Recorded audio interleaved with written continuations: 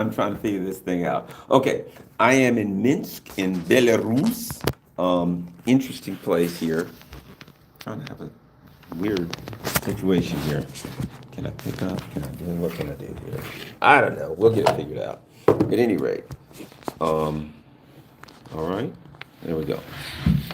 Um, Struggling to get it straight. Anyway, I am in Minsk in Belarus. Um, I am just got here. I'm in my hotel room. We will be going to some kind of be going to a TV studio, doing some interview with whatever the Belarus national television station is. Scott and I, that should be fun. Belarus is interesting country. I'll put it like this: looking around Belarus, this is the way I would put it. If IKEA was a country, it would be Belarus. It would be Minsk. Very organized, very clean, very neat.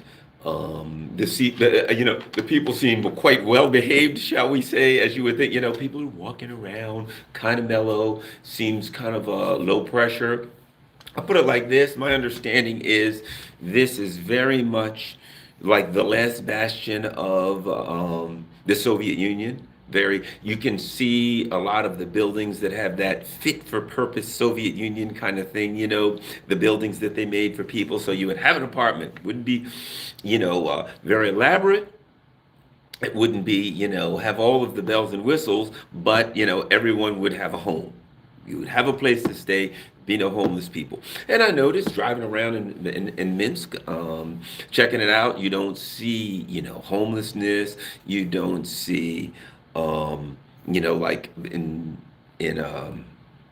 America, homeless and drug addicts and all kind of terrible dirt and trash. Clean, everything's orderly, everything's just the right distance apart. Apparently, they've got, I understand, in Minsk, I was told like 24 gyms, and they're either very, very inexpensive, or most of the time, if you work for a company, the company pays for the gym, so there's a lot of places to um, work out here. And as I said, a lot of people walking and looking out. The architecture is either Soviet Union-esque in that it's, plain business-like, fit for purpose. Fit for purpose is the term, right? Some of it is a little dressier, kind of old, but not extremely elaborate. But a nice place. Belarus is a nice place.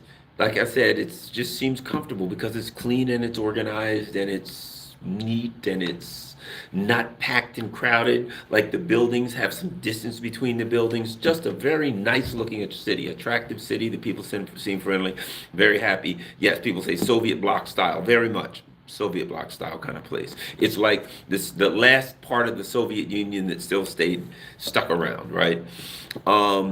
So that's good. So let me a bit about something that I had an interesting um,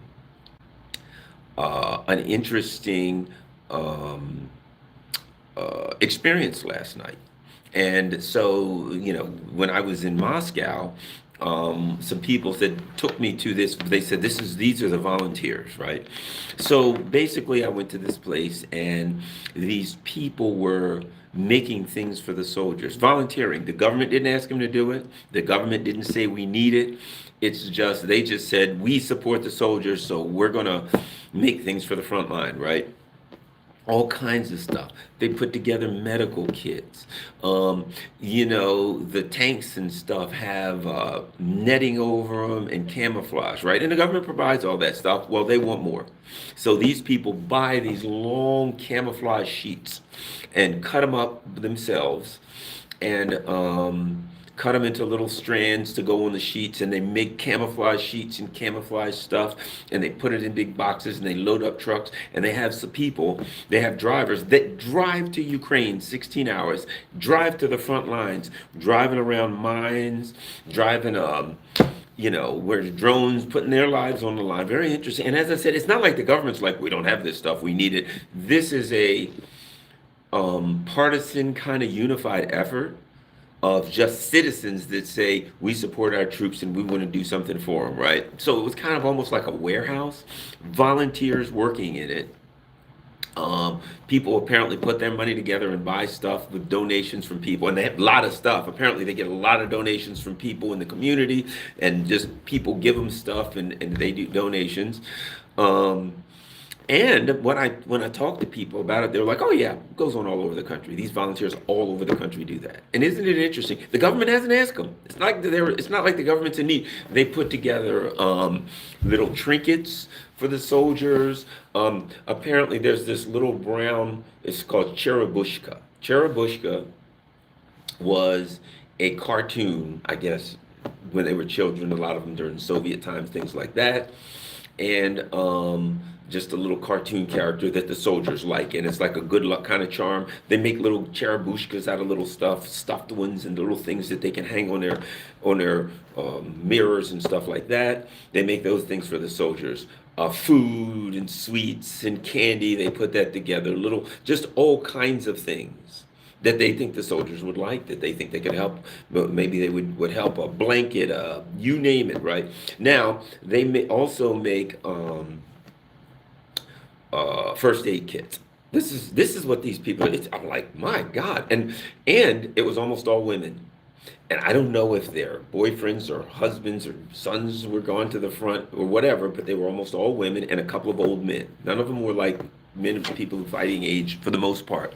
It was like mostly all women and one or two old guys, and it was like, okay, there's a war going on, and we have to do our part to support the war. Again, not government sponsored, not government request. People that said, we're going to do this stuff.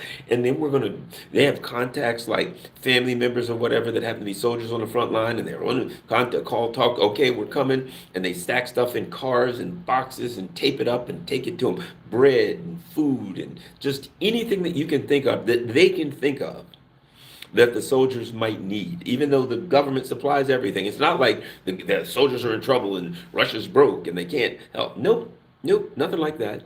This is just a partisan effort.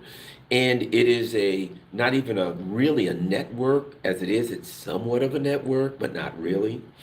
So I went in and I talked to the people. Well, here's what's interesting. They all knew me when I went in, and these women who were, all different ages. Some were maybe 30s, 40s, 50s, different ages. And I came in and they knew me. And I walked in and they're like, Donald Nixon, and they're saying stuff and I'm trying to get interpreted. They're hugging me. Like, how do you know who I am? We watch your videos. We see you. And I'm like, holy crap. There's a bunch of me. It's crazy because in the U.S., nobody knows who the hell I am. When I used to be on television, yes. When I used to be on TV, sure, you go and people are like, I saw you on television. Okay, fair enough. That's expected in the U.S. Now nobody knows who the hell I am in the U.S., which is a good thing, right? I go to Russia, walk up and down the street, and people know me. But, it's crazy. You go to Red Square, and people are coming over there, and Garland Nixon, Scarlita.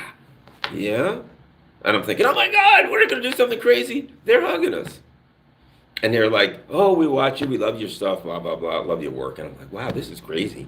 But at any rate, so, and by the way, so I'm talking to the people and they're like, we have to give you gifts. We want to give you gifts. And I'm like, okay. And, great. You're going to give me gifts. Thank you very much. Certainly appreciate it. Right. And they go in and they got this red hat. And it has 4 letters on it, right? And I'm like, oh, okay, white letters, right? And I'm like, oh, here it is, a bright red hat. And I thought, almost looks like a MAGA hat, except it's got white letters on it, right? And I said to our driver, I said, what do those 4 letters mean? He goes, oh, they mean the Communist Party of the Russian Federation, right? So all of the people that were in there doing this, they were members of the Russian Communist Party, which for people don't know, the Communist Party is the second largest party in Russia. Although, the Putin's party is gigantic, but it's the second largest party. So I come to find out, and somebody said, show us. I will. But I'm in Belarus and I don't have everything right now. I don't have my computer and stuff like that. I'm just doing as best I can on the phone. And I haven't uploaded those pictures and everything. And I don't even know how to show them, to be quite frank, on my phone. At any rate, so But at any rate, and then they give me like a calendar, and it's red and it has a big picture of Stalin on it, right? And they've got all this, so they give me all the Communist Party stuff of whatchamacallit. And I hugged them and thanked them and all that kind of stuff. It was hilarious. And but then they had food, right? And they're like, here, take, here's food. And they had a sandwich. And I took out a knife to cut it back. They, no, I only wanted half, but they wouldn't have it. No way, you're not taking half. Take the whole set. It was just hilarious. They were so happy. They were hugging me. They were offering stuff. They gave me, when I left, there was a red bag, obviously the Communist Party of, of the Russian Federation's bag, right? That they packed with all this. They gave me a cherubushka and everything. And then they hugged me again. And then I said, I have a good friend in Washington, D.C., who's Russian and who is a really good friend of mine, and sometimes will interpret for me and different things like that. And they said, "Oh, we want to make your friend a video," and so I recorded. And they made a video, thanks, and all that kind of stuff. And that was really neat. And I'll be honest. Gotta be honest. When I left, and then I talked to my friend back in D.C., and my friend said, "Look, in my hometown, people are doing the same thing. Everywhere, people are doing it, all over the place." So apparently, what I have learned, might not know it, is in Russia. Well, let's start here in Ukraine. They're grabbing people off the streets. It's not a country, it's a giant prison camp.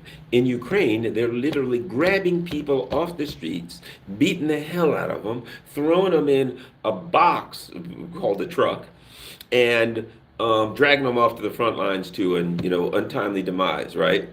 And I don't know if you were watching recently, but Angelina Jolie was in Ukraine, and she had a driver. These recruiters grabbed her driver, dragged him away to send to the front line, and she went to check on him. Hey, what's going on? You guys took my driver. He's got him. He's going to the front line. So because it hit the news and it was Angelina Jolie, apparently they let the driver go. Here's my point. They're kidnapping people. You've got people attacking the recruiters. Where's my son? You're taking my father, my brother-in-law. So that's what's going on. Why? Because they're not fighting for Ukraine. They're fighting for the city of London. They're fighting for MI6, right? They fight for Ukraine. They are expendable assets for London, the London Empire. That's the bottom line. I mean, if we're honest about this Ukraine thing, the Ukrainian cannon fodder, they are meat to be sacrificed for the city of London. But on the other side, you got people who truly in their hearts, and I might say this, I 100% agree with them, who truly believe that they are fighting defensively to protect their nation. And I agree with them. I agree they are fighting a defensive fight to protect their nation. Okay? And so you have on one end, and I saw that Russian thing, and I said to myself, man, Ukrainians don't have a prayer. Already they didn't have a prayer because they're outgunned. I mean, come on, Russia versus Ukraine, okay?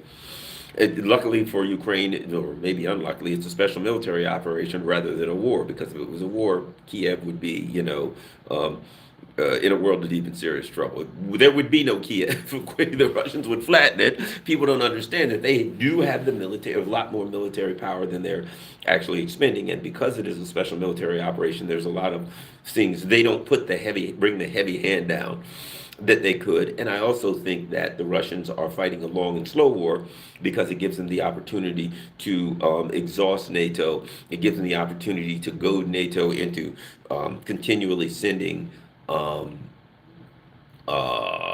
material, tanks, and all those kinds of things into the theater so they can destroy it and effectively demilitarize NATO. I truly believe that's what Russia's doing, and that's the way Russia fights.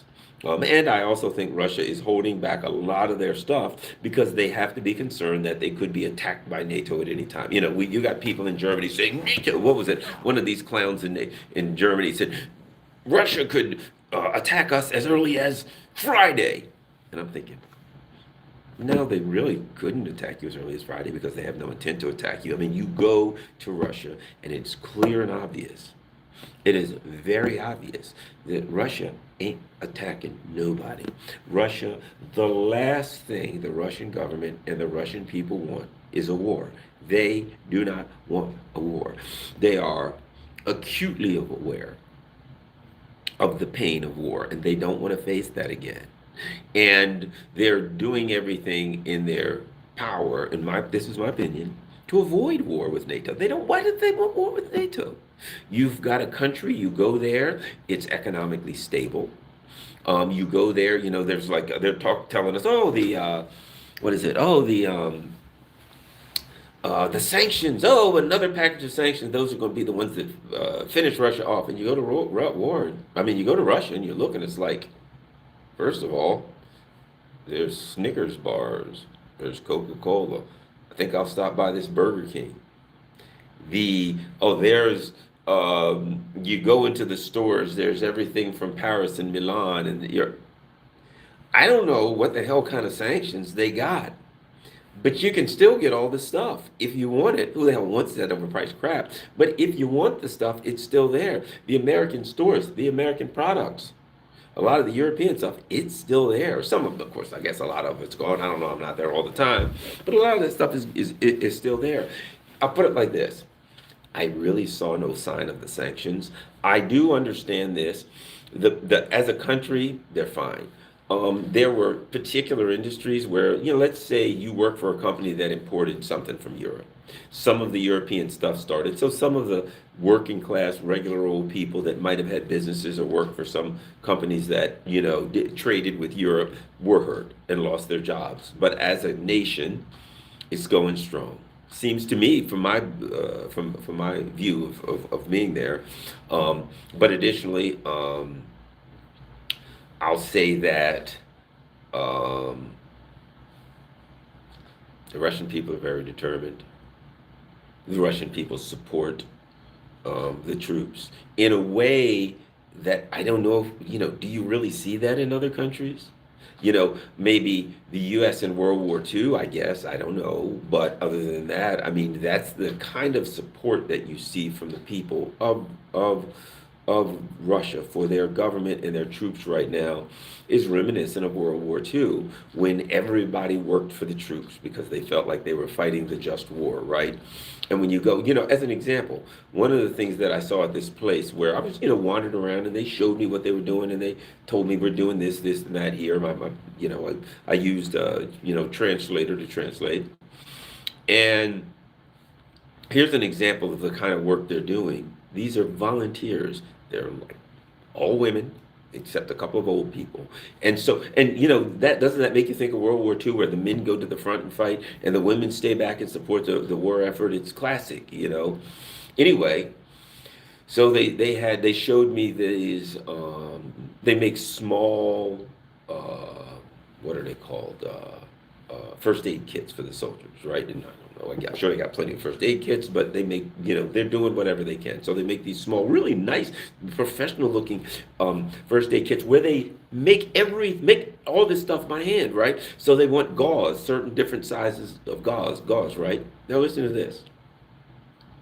On the wall, they got this round thing of gauze, and it's a couple feet wide. Like, I'm going to go high, but let's say it's this wide, right? It's a roll of gauze, right? And when I say a roll of gauze, I mean it looks like a roll of carpet. And I said, how long is that roll? My God, you know what I mean? There's this gigantic thing on the wall that you could just keep rolling down.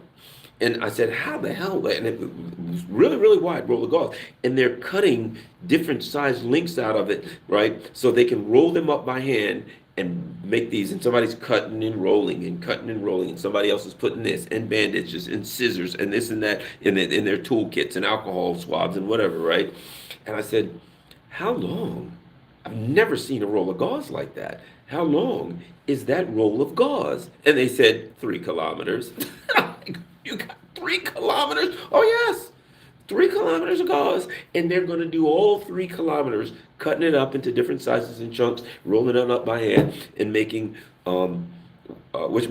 making first aid kits by hand. And they go through that roll, and then they get another one, and then other things that they're doing, long rolls of this camouflage stuff, that they cut up into strips, and then they make it kind of wiggly so that the soldiers can put it on things and use it for camouflage netting and all that stuff, and boxes of stuff. I'm like, what's that? Oh, that's bread. We cut the bread up so they have that. Oh, this, they can use that for soup. They make these hand make these candles, right? And what they do is they take a can, like a little small soup can, and they fill the can with wax, but they put this cardboard down into the wax so that you can light the cardboard. Okay, because a lot of these soldiers are like in trenches and dug in entrenchments and things like that. So it's like a soup can, and they cut the cardboard up and stick the cardboard all in here, right? In different ways. And there's a piece almost like a wick, and then you can do that, and then you set that down. And this cardboard, because it's cardboard, burns really strong and bright. And the soldiers can use that for light, for heating, for cooking things, all these things that it's like just creative things for the soldiers. Then they take people with their own cars and they drive to the front. And they're like, oh, the soldiers said we can't come right now. Why? Too many drones. And then they got pictures. I'm like, what is that on the road you're driving around? Oh, those are like these friggin' tank mines that are round mines where they're like, oh, yes. They said, the soldiers say, you're crazy. You're driving here to the front. And I'm like, so these are civilians making stuff and calling the soldiers and finding their way down to the front.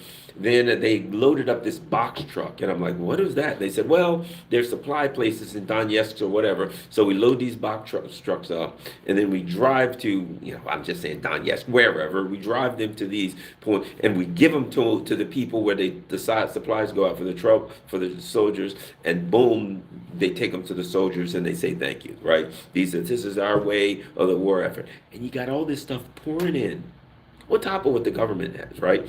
And I wondered why, because I've watched some of the war correspondents like Patrick Lancaster, and he's in the trenches, right? And and the soldiers have all this stuff and food and pots and pans and this, and he's like, oh yeah, the soldiers have so many supplies and all this stuff, and of course there's some government supplies with stuff, but then you have a gigantic partisan army of what seems to be mostly women, and to be quite frank, a lot of them are communists, but this gigantic partisan army just feeding supplies in to say, nah, they need more. And I don't know how much it is that the soldiers need this stuff because they don't have supplies, because it seems to be well supplied. I think they feel it is their duty to contribute to the war effort any way they can, and that's the way they're doing it. So I look at that and I'm like, NATO, if you think you're beating those guys, you got something coming. You got another thing coming. You ain't beating them. And let me say this, and it seems to me they're pulling out of Venezuela, hopefully so, because I've been in Venezuela, and there is the exact same spirit in Venezuela.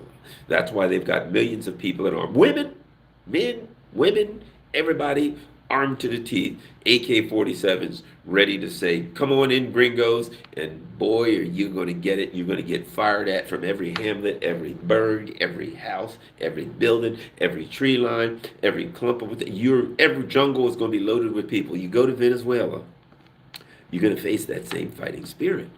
That kind of really, they tell you in Venezuela, we will fight to defend our democracy. We will fight to defend the Bolivarian revolution. See, you have people who have a positive nationalism, a pride in their nation, a pride in their people. And they think nothing of fighting to protect it. But they don't fight as an individual. They ain't fighting against their government. They're fighting as a unit. They're fighting as a civilization. They're fighting as a people. So on one side, you got friggin' kidnapped victims thrown into a truck, untrained, driven to the front lines. On the other side, you have a bunch of people, and I've seen I was watching Patrick Lancaster one day, and these guys had these shotguns. And apparently, when drones started showing up a lot, the first thing they thought was, shotguns with the bird shot, because you're shooting at it, it spreads out. So everywhere you drive, you have somebody literally riding shotgun, looking for drones. They got various ways that they can go after drones, but as they get close, that's kind of alleged this effort with a drone. Shot a couple guys with shotguns, and you're lighting them up, and it works quite well, believe it or not, because you get a good spread with shotguns. But what they had was all of they had all of these shotguns apparently from like World War II and the 50s. They were made during the Soviet Union, and they just unboxed them and gave them to the soldiers and said, load them up, and you can use these for drones.